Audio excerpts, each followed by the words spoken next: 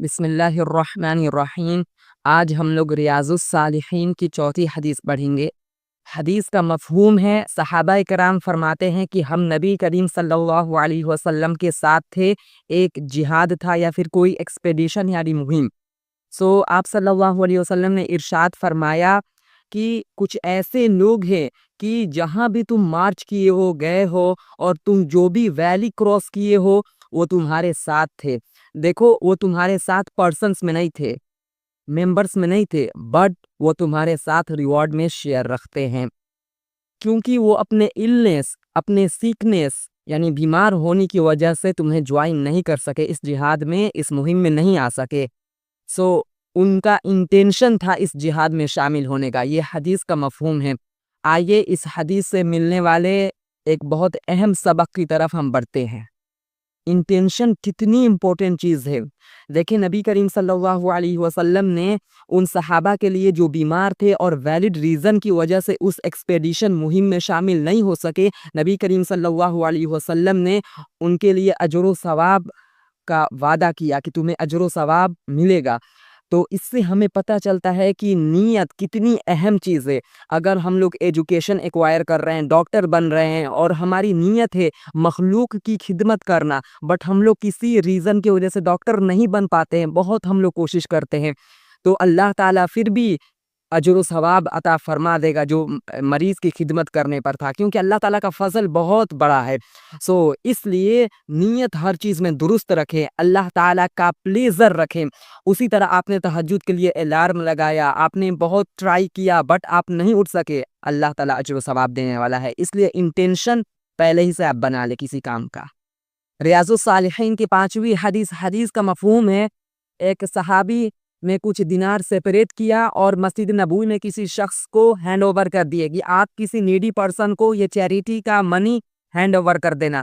تو کیا ہوا کہ جو صحابی کے سن ہیں وہ آئیں اور اس شخص سے وہ دینار لے لیے۔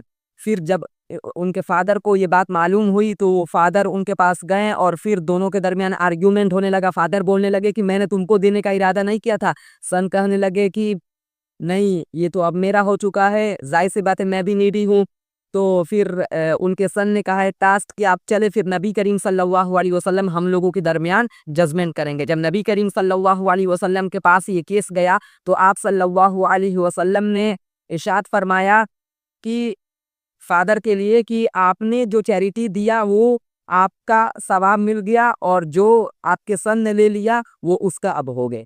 اس حدیث سے جو ہمیں فرسٹ لیسن ملتا ہے کہ جو نفلی چیریٹی ہوتا ہے ہم وہ اپنے سن کو دے سکتے ہیں، لیکن ایک چیریٹی ہوتا ہے جسے ہم لوگ واجب چیریٹی، جسے ہم لوگ اپنے اصطلاح میں زکوٰۃ کہتے ہیں۔ تو جو ڈونر ہے وہ اپنے ڈیپینڈنٹس کو واجب چیریٹی نہیں دے سکتا ہے، وہ کسی اور کو پھر دینا ہوگا۔ آپ یہ مسائل اسلامک اسکالر سے رابطہ کر پوچھ سکتے ہیں، بٹ جو نفلی چیریٹی ہوتا ہے وہ سن، وائف اور جو فادر، کسی کو آپ دے سکتے ہو۔ اور جو دوسرا ہمیں اس حدیث سے لیسن ملتا ہے کہ آپ اپنے چیریٹی کے لیے کسی کو ایجنٹ بھی بنا سکتے ہو، وکیل بنا سکتے ہو۔ مثلا آپ نے کسی کو پیسہ دے دیا کہ آپ کسی ضرورت مند انسان کو دے دینا، تو ایسا نہیں ہے کہ اب ثواب اسے ملے گا، ثواب آپ ہی کو ملے گا، کیونکہ آپ پیسے کے اونر تھے اور آپ نے وہ چیریٹی دیا ہے۔ یہ شریعت میں جائز ہے کسی کو ایجنٹ، وکیل بنانا چیریٹی کے لیے۔